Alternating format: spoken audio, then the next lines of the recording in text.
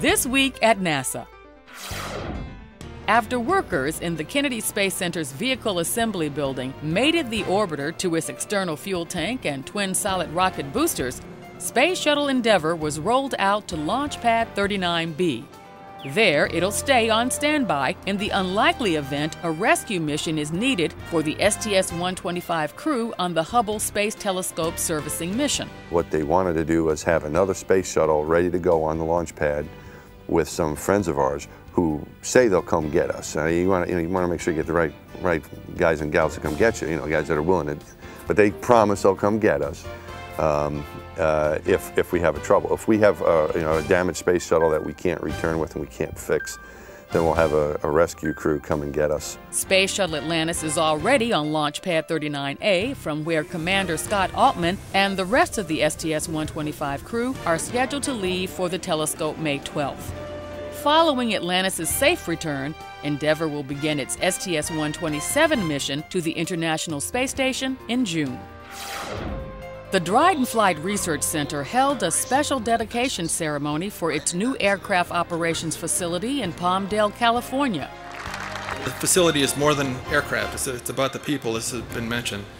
Science campaigns by earth scientists and astrophysicists will gather the facts and increase our understanding of the planet and about our universe. Several hundred guests, including regional, state, and federal officials, were on hand to celebrate the world-class facility. It will eventually be home to 5 specialized NASA Earth and Space Science aircraft, including SOFIA, the Stratospheric Observatory for Infrared Astronomy. Consolidation of these aircraft at one facility will lower costs for fleet maintenance and operations. If it takes $1 billion to launch a satellite, you want to make very certain that your instrument works properly. A few $100,000 on an airplane test can save tens of millions of dollars on a satellite development activity. And that message, that integrated message of airborne support for flight, really is the bridge to orbit for all of our satellites. Missions launched from the facility with its cavernous hangar and office building will cover a variety of science disciplines, including astronomy, tropical storm development, intercontinental pollution, and earthquake and volcanic activity. The Ames Research Center hosted this year's Pete Conrad Spirit of Innovation Awards and Innovation Generation Summit. The program challenges students to create and develop business concepts in lunar exploration, products for personal spaceflight, or use of carbon-free renewable energy.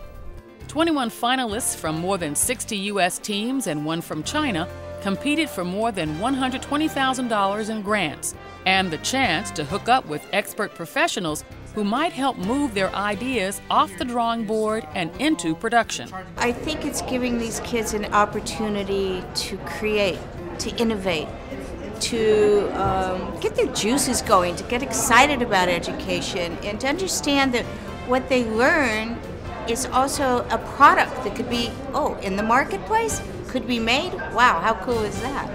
The Spirit of Innovation Awards and Innovation Generation Summit is a tribute to decorated aviator and astronaut Charles Pete Conrad.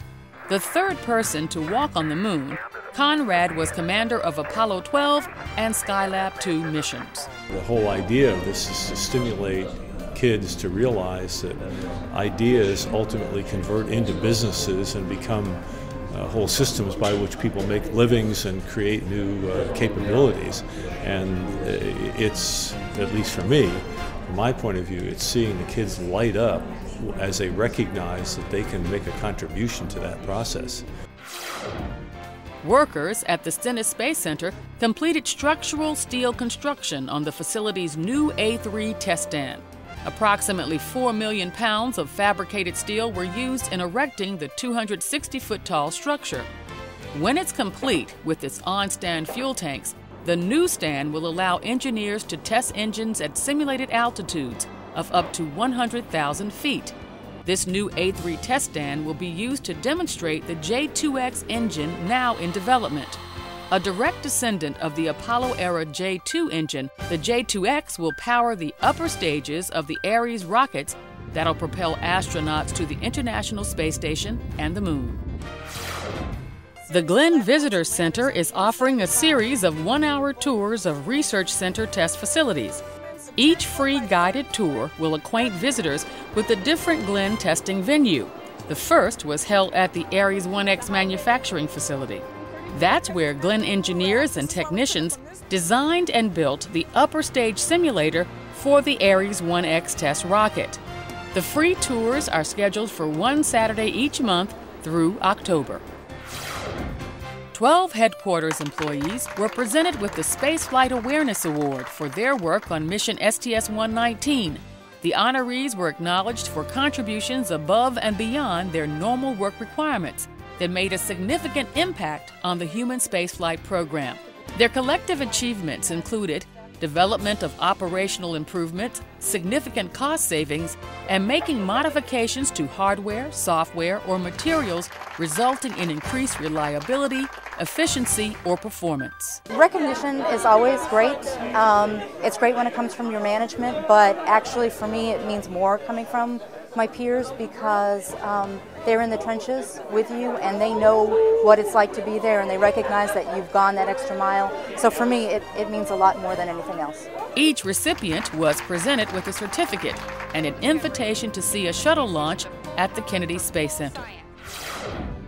The International Space Station's new treadmill will sport a new NASA acronym named for TV comedian Stephen Colbert. The Combined Operational Load-Bearing External Resistance Treadmill, the Colbert. The Colbert. In a NASA.gov poll, the Comedy Central character's dedicated legion of viewers made Colbert the most suggested name for the station's new Node 3 module.